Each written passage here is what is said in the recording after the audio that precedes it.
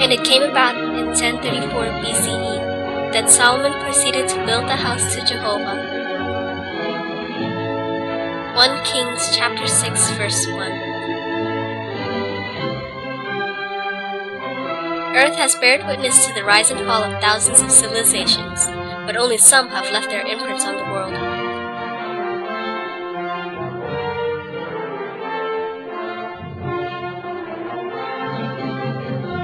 And now we proceed to Mount Moriah of ancient Jerusalem.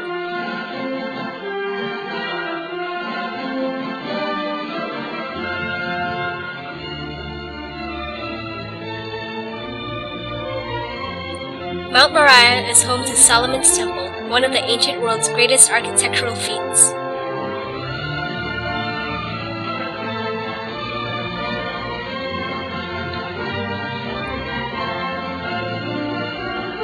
Welcome to our tour of Solomon's Temple. We begin with the courtyard outside the temple. This courtyard measures about 500 cubits squared. Now for those of you who don't know, the cubit was the royal measurement of ancient Jerusalem. 1 cubit equaled about 20.76 inches. This large bronze altar you see is used for burning offerings. It was about 15 feet high and 30 feet long and wide.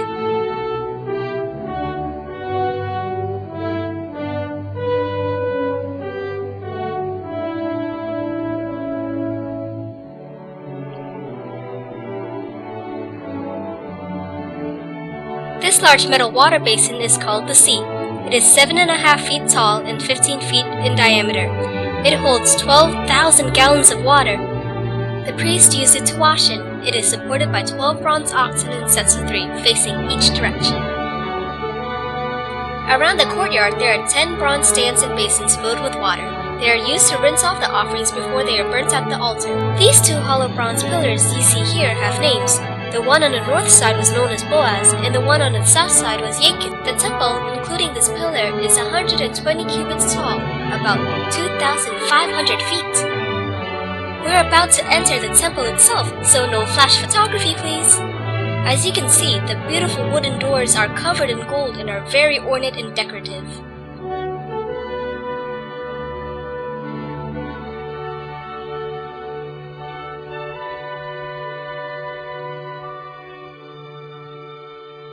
We are now in the holy place. It is 60 feet long and 30 feet wide.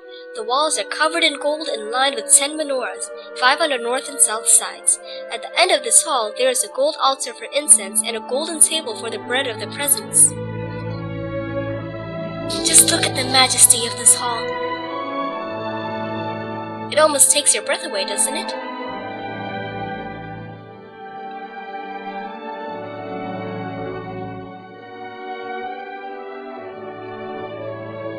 We've been allowed to enter the Holy of Holies, but we must stay quiet as it is a sacred space.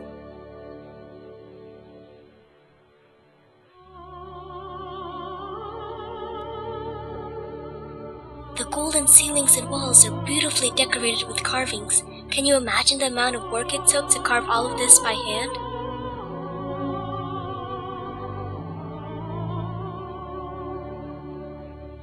In between the 2 golden angel statues is the Ark of Covenant. Inside holds the 10 Commandments carved on its original stone tablets. Feel free to take a look, but please, no touching.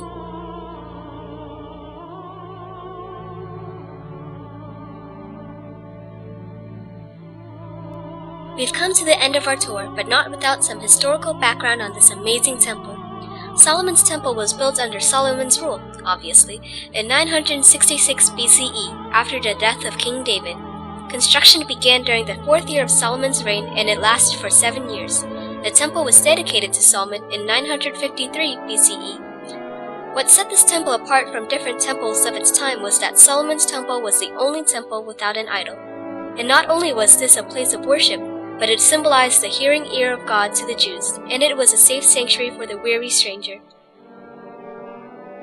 The amount of work that must have went into building this temple shows the ancient Jews' love and devotion to their God. Well, I hope you enjoyed our tour. Feel free to stop by our souvenir stand and bring a piece of history home with you. We hope to see you again. Thank you. Goodbye.